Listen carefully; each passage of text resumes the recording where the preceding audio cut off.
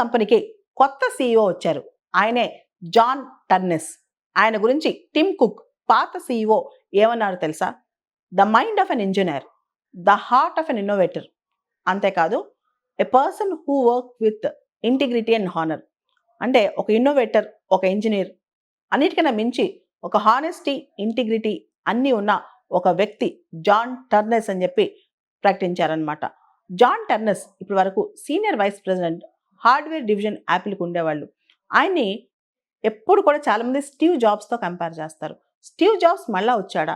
ఆయన రకం ఇన్నోవేషన్స్ మళ్ళీ యాపిల్లోకి రాబోతున్నాయా? టిమ్ కుక్ ఎవరైతే సీఈఓగా ఇప్పటి వరకు పనిచేసి ఇప్పుడు ఎగ్జిక్యూటివ్ చైర్మన్ బాధ్యతలు చేపట్టాలనుకుంటున్నారో ఆయన ప్లేస్లో యాపిల్ సీఈఓగా జాన్ టర్నెస్ రాబోతున్నారు. ఈయన 25 సంవత్సరాల సుదీర్ఘ అనుభవం ఉంది యాపిల్లో ఈయనకి. ఇక్కడ మనం చూస్తే కనుక 2001లో యాపిల్లో జాయిన్ అయ్యారు. సాధారణంగా హడావుడిగా స్టెప్పులు ఎక్కేయాలి, హడావుడిగా కంపెనీలు మారిపోవాలి, ఎప్పుడు పడితే అప్పుడు ఎక్కడ పడితే అక్కడ జాయిన్ అయిపోవాలి, ఇలా ఆలోచించేదానికి ఈయన జాన్ టర్నెస్ వ్యతిరేకం. 2001లో యాపిల్లో జాయిన్ అయ్యారు. యాపిల్లోనే జాన్ టర్నెస్ అంచెలంచెలుగా ఎదిగారు. చాలా మంది లింక్డ్ఇన్ ప్రొఫైల్ పెంచుకోవడానికి, అంటే వాళ్ళ యొక్క ప్రొఫైల్ పెంచుకోవడానికి విపరీతంగా కొత్త కొత్త కంపెనీలు జారటం, కొత్త కొత్త పొజిషన్స్ ఆక్యుపై చేయటం చేస్తూ ఉంటారు. కానీ జాన్ టర్నెస్ మాత్రం ఒకటే కంపెనీలో 25 సంవత్సరాల ప్రస్థానం చూపించారు. టిమ్ కుక్ ఇప్పటి వరకు యాపిల్ సీఈఓగా ఉన్న టిమ్ కుక్ పైన చాలా విమర్శలు ఉన్నాయి. ఆయన ఇన్నోవేషన్ తీసుకురాలేకపోతున్నారని, అదేవిధంగా కొత్తదనం చూపించలేకపోతున్నారని. ఈ మధ్య మనం చూస్తే ఏదైతే యాపిల్ విదేశీ కంపెనీస్ ఉన్నాయో వాటిని సెట్ చేయడానికి కానీ, యాపిల్ ఐఫోన్ 17ని తీసుకురావడం కానీ, యాపిల్ మ్యాక్లో కానీ, ఐప్యాడ్లో కానీ కొత్త మార్పులు చేయడానికి కానీ, వీటన్నిటికీ జాన్ టర్నెస్ను వాడుతున్నారంట. అంతేకాదు, జాన్ టర్నెస్ యాపిల్ సీఈఓ అయిపోయిన తర్వాత హార్డ్వేర్ మీద ఎక్కువ ఫోకస్ పెట్టబోతున్నారంట. దీర్ఘకాలంగా యాపిల్లో పట్టున్న వ్యక్తి, యాపిల్ లోతు తెలిసిన వ్యక్తి జాన్ టర్నెస్.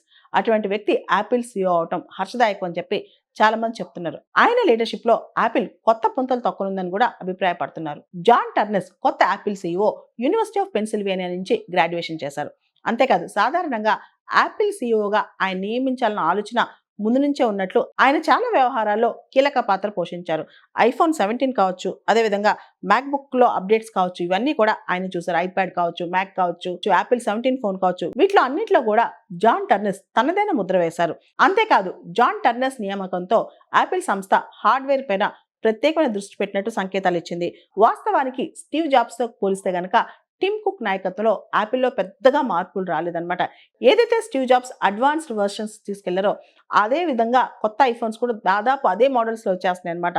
అది కాకుండా కొత్తగా ఇన్నోవేషన్ చేయడానికి ఇప్పుడు జాన్ టర్నెస్కి చాలా పెద్ద స్కోప్ ఉందని చెప్పొచ్చు.